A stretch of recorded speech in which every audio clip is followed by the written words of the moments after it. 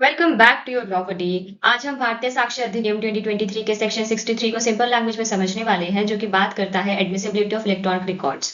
ये section exams और practical litigation दोनों के लिए बहुत इंपॉर्टेंट है। इसमें बताया गया है कि ईमेल्स, व्हाट्सएप चैट्स और सीसीटीवी फुटेज, कॉल रिकॉर्डिंग्स और डिजिटल डॉक्यूमेंट्स कोर्ट में कब एडमिसिबल होते हैं और सेक्शन 63 सर्टिफिकेट की क्या इंपॉर्टेंस है। तो चलिए इस वीडियो को शुरू करते हैं।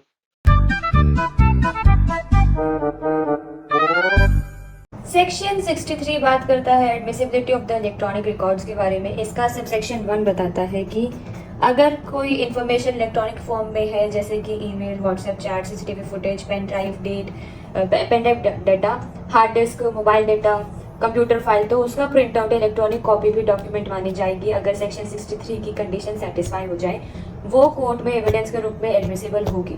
ओरिजिनल इलेक्ट्रॉनिक डिवाइस प्रोड्यूस करना जरूरी नहीं है। जैसे कि फॉर एग्जांपल पुलिस ने सीसीटीवी फुटेज की कॉपी पेन ड्राइव में निकाली, अगर सेक्शन 63 की कंडीशंस कंप्लीट है तो पेन ड्राइव की कॉपी कोर्ट में एडमिसिबल होगी।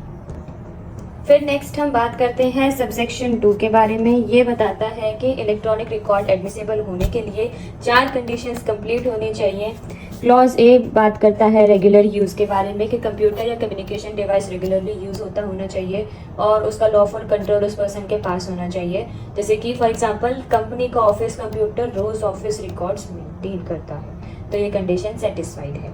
नेक्स्ट है क्लॉज बी, जो कि बात करता है रेगुलर फीडिंग ऑफ इन्फॉर्मेशन के बारे में। जो इन्फॉर्मेशन प्रोड्यूस हुई है वो ऑर्डिनरी कोर्स ऑफ बिजनेस में रेगुलरली फीड की गई होनी चाहिए। जैसे कि डेली अटेंडेंस सॉफ्टवेयर में एम्प्लॉयज की अटेंडेंस रोज एंटर होती है, तो ये कंडीशन सेटिस्फाइड है।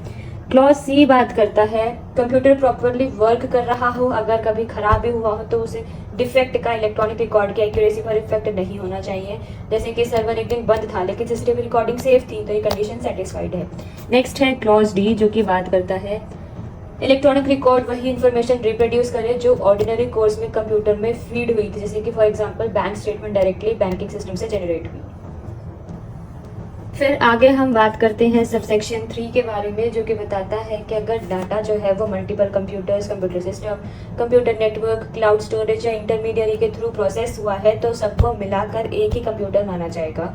जैसे कि फॉर एग्जांपल ईमेल जो है वो लैपटॉप से हुई है, कंपनी सर्वर से, देन क्लाउड बैकअप, तो कोर्ट के लिए ये एक ही कंप्यूटर सिस्टम माना जाएगा।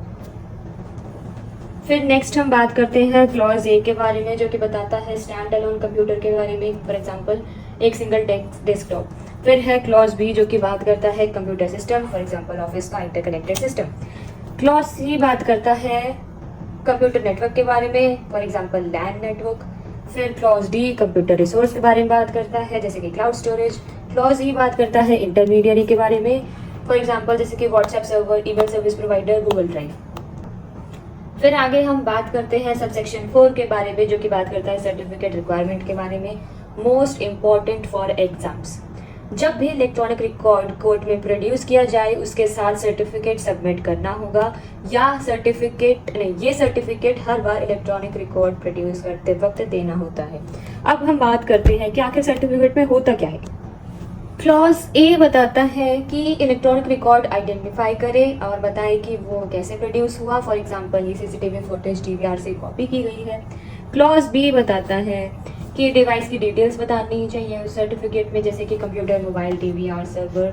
फिर है क्लॉज सी, ये बताता है कि सर्टिफिकेट कंफर्म करे कि सबसेक्शन 2 की कंडीशन सेटिस्फाई हुई है और certificate computer incharge, device incharge, management, appropriate expert के सिग्नेचर से होना चाहिए।